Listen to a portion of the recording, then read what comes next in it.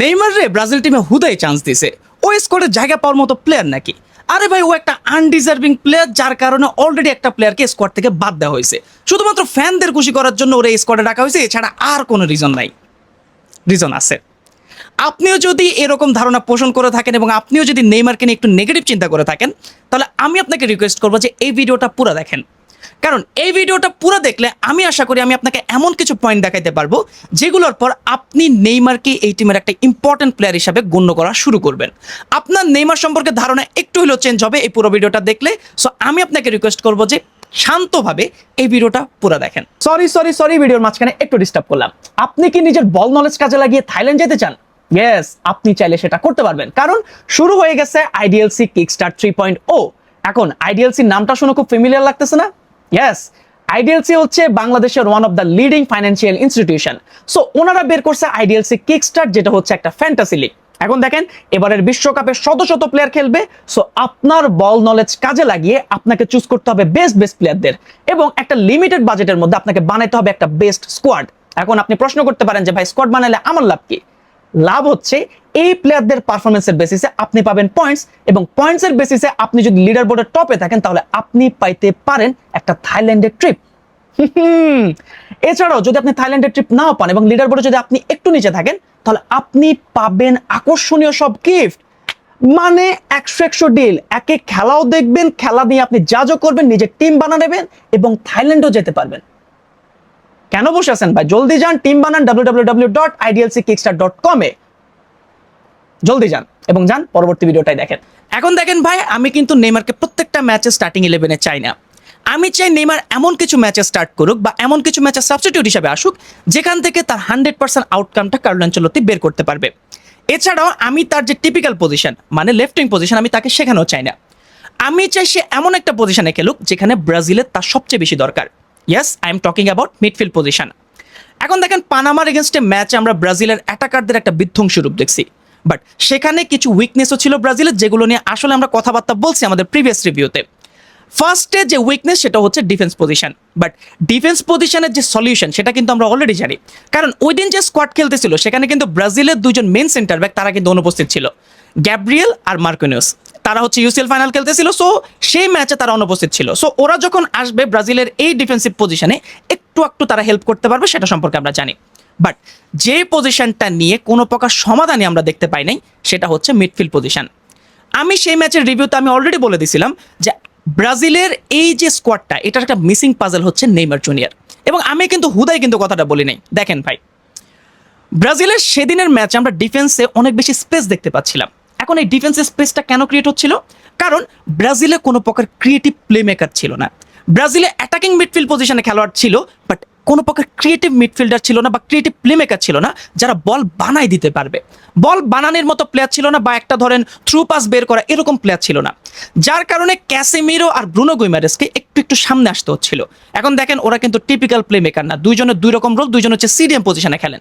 So ওনারা যখন একটু সামনে চলে আসতেছিল, মিডফিল্ডে একটা বিশাল স্পেস ক্রিয়েট হচ্ছিল, যার কারণে আপনি দেখবেন যে পানামার যে মিডফিল্ডার বলেন বা পানামার যে অ্যাটাকাররা, ওরা কিন্তু বারবার অনেকগুলো স্পেস পাচ্ছিল।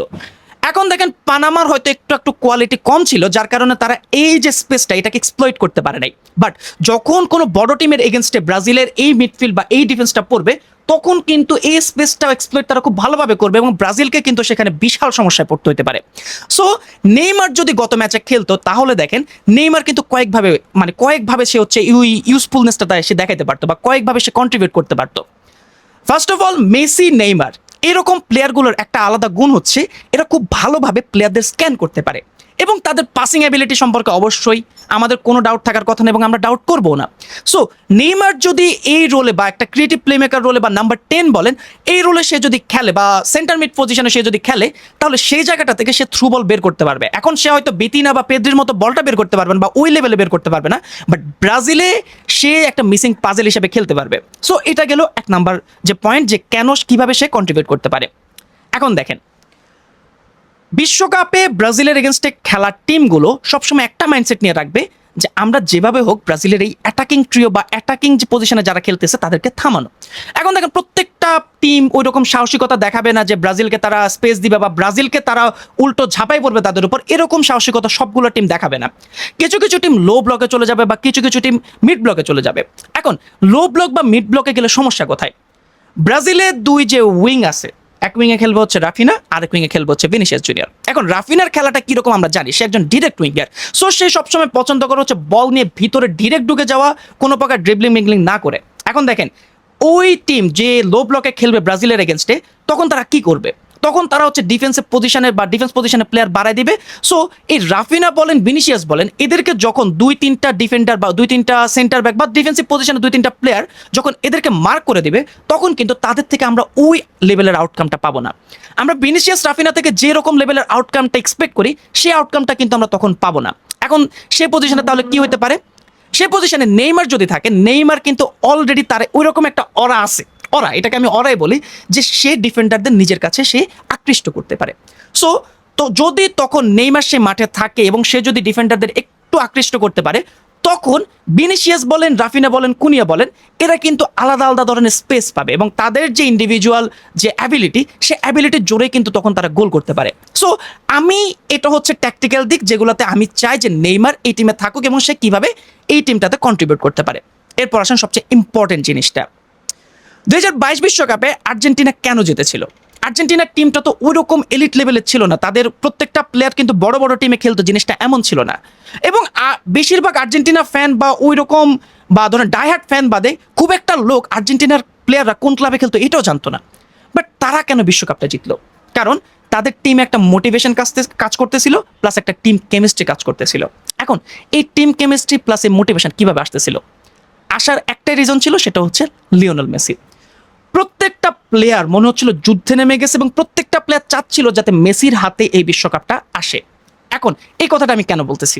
কারণ আমি চাই নেইমার জুনিয়রকে কেন্দ্র করে ব্রাজিল টিমও এরকম একটা মনোভাব রাখুক যে নেইমার তার জীবনে অনেক কিছু হারাইছে, আমরা চাই তার লাস্ট বিশ্বকাপে আমরা তাকে এমন কিছু গিফট করতে, তাকে আমরা বিশ্বকাপ গিফট করতে চাই। এই মোটিভেশন নিয়ে যখন তারা টিমে খেলবে তখন কিন্তু ভালো আউটকাম দেখতে পারবো। এখন দেখেন Carlo Ancelotti is a great manager, is a GOAT manager. সে টিমের মধ্যে সবচেয়ে বেশি যে জিনিসটা ইমপ্লিমেন্ট করে সেটা হচ্ছে টিম বন্ডিং, টিম কেমিস্ট্রি। পানামার এগেনস্টে ম্যাচেও কিন্তু আমরা সেই কেমিস্ট্রিটা দেখছি অলরেডি। বাট নেইমার জুনিয়র যখন এই টিমে থাকবে তখন সে একটা নেতা, সে একটা ক্যাপ্টেন, সে একটা লিডার এবং সে টিমের মধ্যে ওই প্রভাবটা, ওই এফেক্টটা এনে দিতে পারবে যার জন্য এই টিম ভালোভাবে খেলতে পারবে। ব্রাজিল টিমে কিন্তু এখন ওই লেভেলের কোনো নেতা নাই। এর আগে থিয়াগো সিলভা ছিল, বাট আপনি এখন ওই টিমের মধ্যে ওই রকম কোনো মোটিভেশনাল ফিগার আপনি কিন্তু ওই জিনিসটা দেখবেন না। সো নেইমার যদি এই টিমের মধ্যে থাকে, এই টিম আলাদা একটা মোটিভেশন কাজ করবে এবং ওই প্লেয়ারদের মধ্যে যদি ওই জিনিসটা ইনজেক্ট হয়ে যায় যে আমরা নেইমারের জন্য জিততেই হবে, তখন কিন্তু খেলা লেগে যাবে ভাই।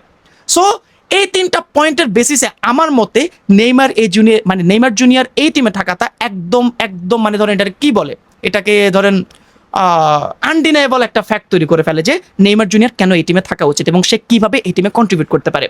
এখন আপনি আমাকে জানান যে আপনার ধারণাকে আমি একটু হলেও চেঞ্জ করতে পারছি কিনা, কমেন্টে জানাতে পারেন এবং আপনি আমার সাথে অ্যাগ্রি ডিসঅ্যাগ্রি করতে পারেন, আমার কোনো সমস্যা নাই।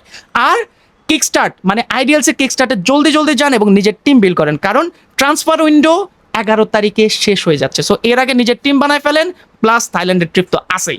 সো পরবর্তী ভিডিও পর্যন্ত সবাই ভালো থাকবেন, সুস্থ থাকবেন, সবাইকে আসসালামু আলাইকুম।